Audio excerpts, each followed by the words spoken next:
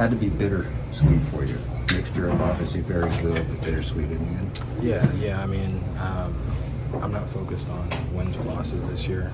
That's not my focus. It is what it is. But I felt really good about where all my pitches were, and very confident in myself. It's hard on the mental side not to let your mind drift to that accolade, but it is what it is, and I think you got to embrace all the thoughts and emotions in that moment and just go out there and have fun. But hopefully, I'm gonna have a lot more opportunities for that. So, looking forward to that.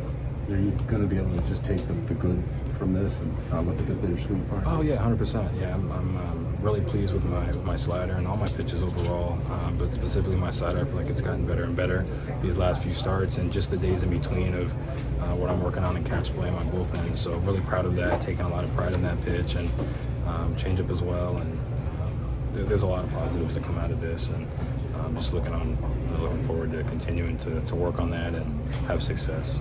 It looked like David didn't even ask you about the eighth, that the eighth was going to be yours. Was that the case, and did you run out of gas there? Yeah, I guess so. I mean, I'm not going to lie, I didn't know, I felt like somebody was going to come up to me, at some point.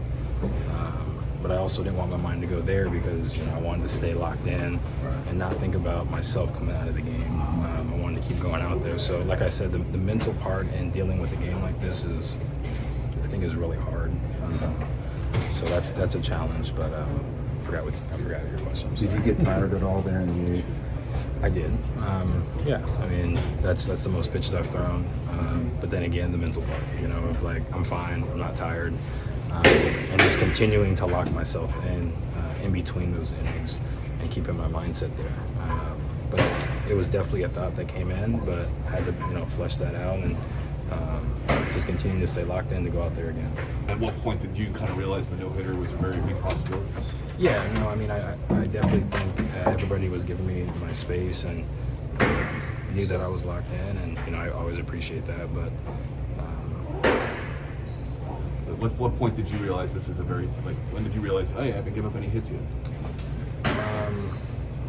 To be honest, like in the third or fourth, but that's like I said, that's the last thing I want to think about. The mental side of a game like that is really hard to stay locked in and not think about those things. So the scoreboard's right in my face, but I was trying not to make eye contact with it. So yeah. You've worked your whole life. Did it feel like it was to get to a start like this where you throw 118 pitches, you're as effective as you were? Obviously, you have more to come, but did this feel like a big step for you? Yeah, for sure. I think the biggest thing was, like I said, my slider and being really happy with that. And I think it's just continuing to get better and better for me. And I love that about the process and continue to stick with the process. I think that's where my piece is as a player and as a person, and that'll always be there. So I take a lot of pride in that and the work that I put in. But yeah, I mean, it would have been great to have a different result, but it is what it is.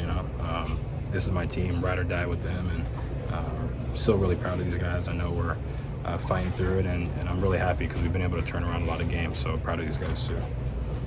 Maybe I saw this wrong. Was Aramis calling the signs early and then you switched to pitch com? Did I see that right? Yeah, just to keep a certain tempo, and but yeah, he was calling them. Once guys got on base, we switched to pitch com. Bittersweet today. You have to be ecstatic with what Hunter Greene did out there. In the end, without giving up a hit, lose the game. That has to be tough. It is. Obviously, we want to do everything we can to win the game, and that's the main goal, but it doesn't take anything away from how special of a day that is by Hunter Greene, our Warren, the no-hitter. The way he did it was just amazing to watch. I mean, he pitched, he'd get behind in the count, throw a slider, get back into the count. He had a great fastball, but he also had really a special slider, and he pitched his way into having an opportunity to go 9 innings, get a win, and a no-hitter. In my book, that's what it was today, and I believe the team feels that way too. That was it's just so special watching a performance like that, and the way he did it, and at this point in his career, it's really cool to be a part of that for all of us today, and I know he's very happy about his day. He took a tremendous step forward in his last start. Obviously took a big one today, and both have been throwing many more sliders, particularly throwing that backdoor slider, taking it at the knees. How important is that going to be for a guy that's known for his velocity, that he has to throw the pitches and throw a game like he did today? Yeah, for sure. It still starts with the fastball. He's, not to say, maybe 20 years from now when he's still pitching, maybe he becomes a different kind of pitcher, but it still starts with the fastball, locating it. But you're exactly right. I mean, it takes more than that.